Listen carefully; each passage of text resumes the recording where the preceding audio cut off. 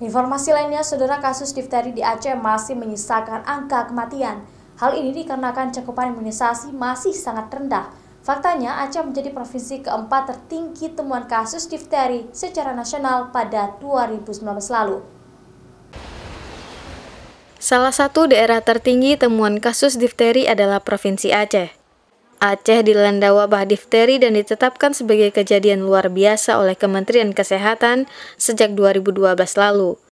Puncak kasus yang paling banyak ditemukan terjadi di tahun 2017. Hampir 70% penderita difteri yang dirawat di ruang isolasi atau respiratory high care unit Rumah Sakit Umum Zainal Abidin adalah balita dan anak-anak. Para tenaga medis juga harus sabar menghadapi rengekan anak saat diberi obat dan suntikan, agar mereka dapat diselamatkan dari virus mematikan ini. 2017 ke 2018 itu meningkat tajam. Dari 113 kasus menjadi 200 kasus di 2018. Tapi di 2019 kasusnya menurun, cuma kasus kematiannya tinggi. Secara nasional, Aceh masuk dalam peringkat 4 tertinggi temuan kasus difteri, setelah Jawa Timur, Jawa Barat, dan Banten.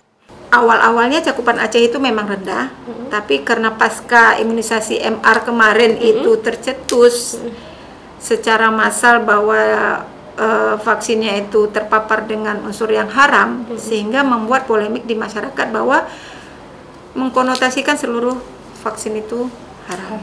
Secara medis, penyakit difteri ini dapat dicegah dengan imunisasi. Namun, angka capaian imunisasi dasar lengkap di Aceh masih jauh di bawah angka target, yaitu hanya 49% yang bersedia diimunisasi dari 93% target pemenuhan imunisasi tahun 2019 lalu. Upaya sosialisasi dan jemput bola untuk menyukseskan program imunisasi sudah dijalankan, mulai dari program Posyandu Desa, program BIAS atau Bulan Imunisasi Anak Sekolah, serta penyuluhan di puskesmas maupun layanan konsultasi di rumah sakit.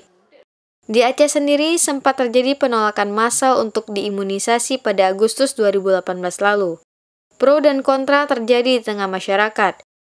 Bahkan capaian imunisasi di Aceh kala itu menjadi daerah terendah pemenuhan target imunisasi secara nasional.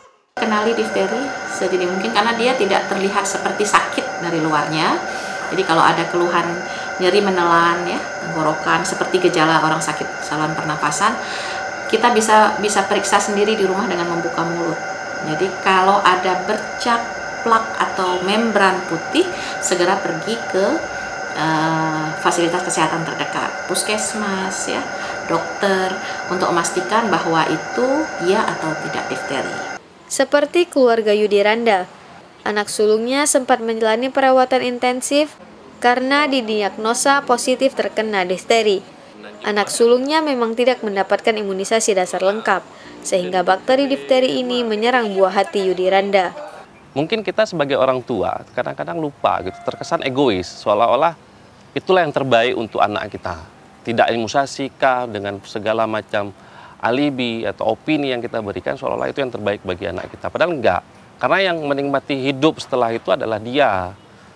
Kita kan nggak bisa membayangkan bagaimana rasa sakitnya ketika seorang anak ini 14 hari dalam ruang isolasi kena difteri, dan mungkin di kasus-kasus yang lain ada nambah lagi 14 hari, lalu harus disuntik dengan zat ADF itu yang serbuk itu dimasukkan ke bagian punggung, itu sakit sekali.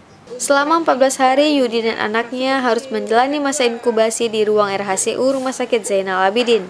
Kala itu, Yudi tidak bisa bekerja secara normal seperti biasanya, karena harus terus mencegah anaknya dan tidak bisa berinteraksi dengan orang lain untuk sementara waktu.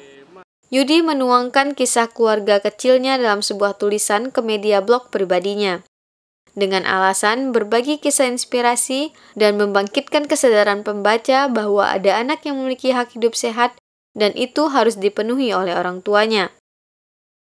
Nova Mesdayanti, Kompas TV, Banda Aceh.